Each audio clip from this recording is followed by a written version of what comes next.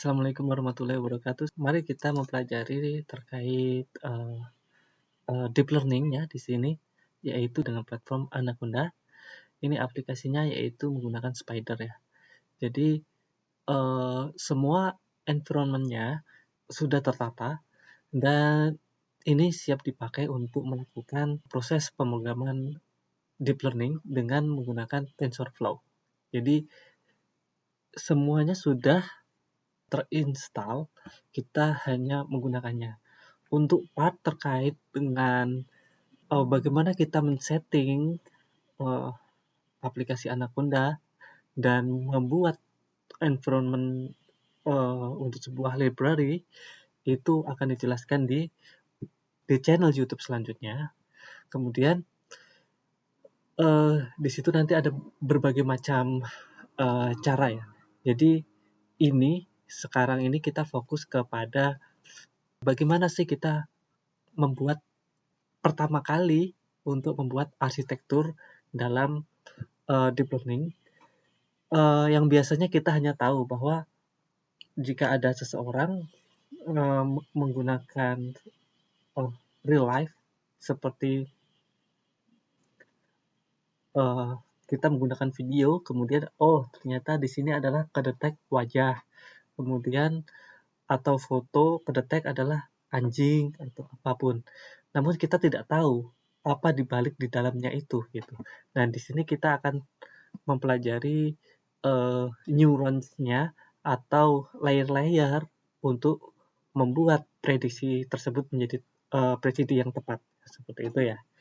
Ya, oleh karena itu mari kita lihat untuk proses pengkodingannya dan tonton channel ini sampai selesai ya, di Geospatial Code Learning dengan kecerdasan buatan.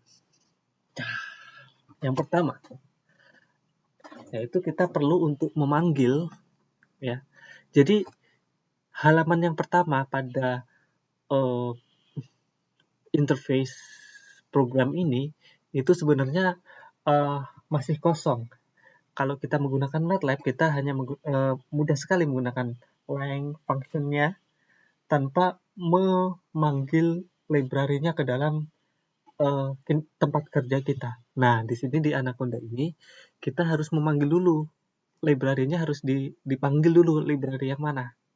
Kemudian kita bisa gunakan fungsi itu untuk kebutuhan kita.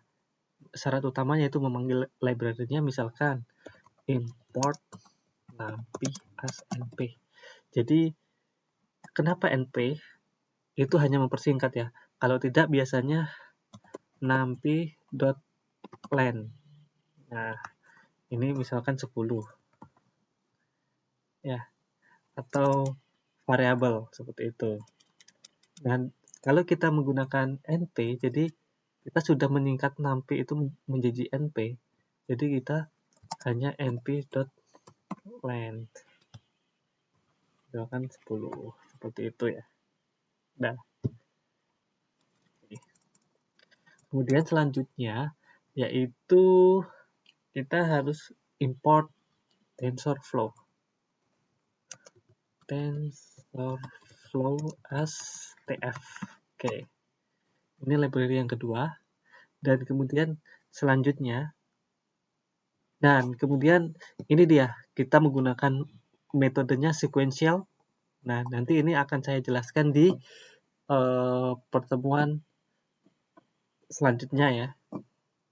Apa tuh maksudnya dari sequential? Kemudian ini termasuk modelnya. Dia proses modelnya adalah sequential dan ini adalah layernya. Layer yang dibutuhkan di dalam layer itu apa? Functionnya, yaitu ada dance, ada activation, ada dropout ya, seperti itu. Kemudian ada utils. Ini kita menggunakan data menjadi kategori to categorical atau nanti akan dijelaskan di bawah. Kemudian ada keras, kemudian dataset. Ini kita tinggal menggunakan data yang telah tersedia oleh TensorFlow. Jadi kita hanya mendownload datanya saja ya. Seperti itu. Kemudian import MATLAB pyplot as plt. Ini untuk showingnya. Kalau di sini ada di sini ya. Kita mulai dari awal lagi.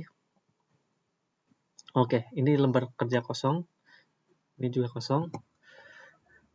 Kita bisa melihat dari sini dulu.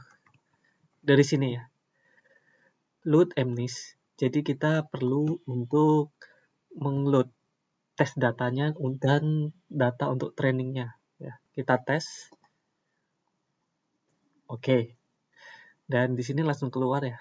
Ini data-datanya. Apa sih ini? Oke. Kita ingin tahu datanya. Misalkan untuk training, X-training, kita ingin tahu apa sih yang di training. Angka 5. Nah, kemudian ternyata gambar ya. Jadi X-train itu gambarnya. Kemudian Y-train itu dia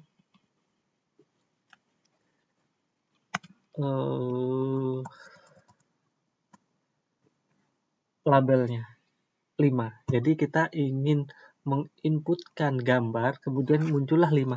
Seperti itu ya. Kita ingin menginputkan gambar, sehingga muncullah angka digital 5 ya. Gitu. Jadi prinsipnya, jika kita menginputkan gambar angka 10, nanti keluarnya 10. Seperti itu. Ini cara mudahnya ya. Oke. Dan di sini tidak hanya satu data, ini ada berapa data? Ada 10.000 untuk testing dan untuk testingnya 10.000, untuk trainingnya 60.000 dataset. Jadi training yang digunakan untuk mendevelop neuralnya atau istilahnya itu untuk mendevelop weightingnya itu adalah dengan 60.000 data. Dari 60.000 data itu adalah berbeda dengan data yang 10.000 ya. Jadi 10.000 itu adalah data yang lain, 60.000 adalah data untuk training. Gitu. Oke. Jadi kita sudah menggunakan ini. Kita sudah mengetahui ya. Jadi di sini ada 28 kali 28 pixel ya. Gambarnya itu hanya ukuran ini 28 pixel ya. Dengan jumlah 10.000 data ya. 10.000 data untuk testing. Kalau X sesuai dengan X yaitu training. X testing dengan Y testing ya. Kemudian ini X training dan Y training. Kalau label di dalamnya hanya angka saja. Dan ini berurutan teman-teman. Ini berurutan terhadap training ini. Ya, terhadap ini datanya. Oke. Saya harap untuk datanya ini udah tahu ya. Kita bisa lanjutkan. Nah, di sini kita mengetahui Y-train. Apa sih Y-train tadi? Yaitu labelnya. Ada berapa label sih? Nah, kita ingin mengetahuinya. Maka dengan menggunakan unique, fungsinya unique, kelasnya NP. NP dari mana? Dari NumPy, oke. Kemudian len-nya. Len panjang dari keunikan itu. Kalau tidak, hasilnya seperti ini, teman-teman. Kalau tidak, hasilnya 0 sampai 9. Nah, jumlahnya berapa? 0 sampai 9 itu. Di sini, ada 10 label yang berbeda. Oke.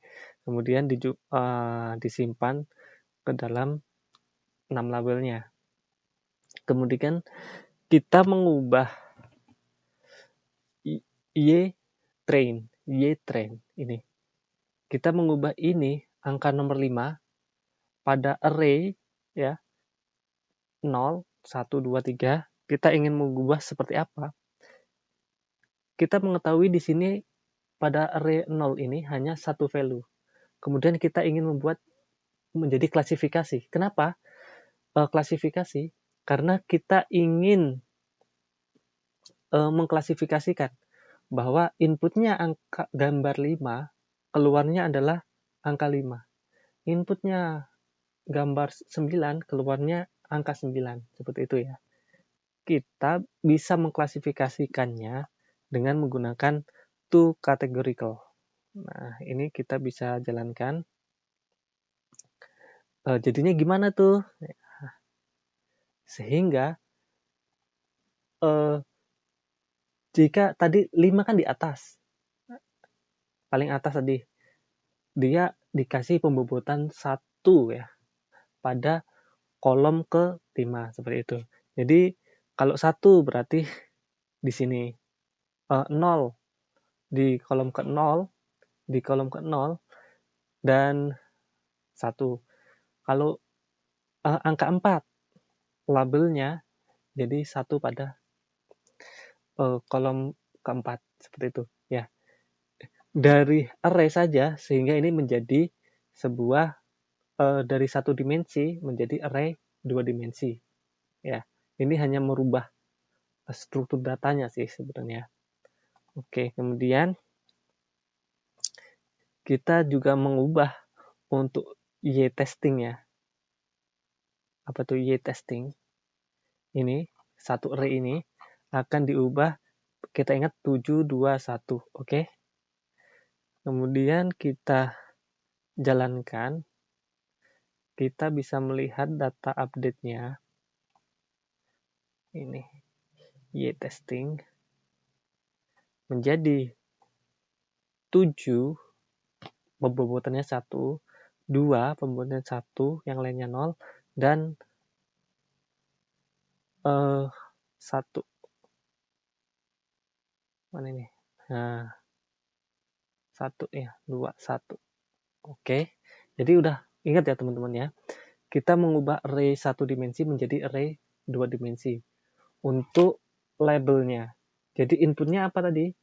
Inputnya gambar, outputnya adalah label. Yang menjadi kita panggilnya namanya one hot vector. Seperti itu. Oke. Nah, di sini adalah dimensi gambarnya. Kita ingin mengetahui satu gambar. Ya. Xtrain.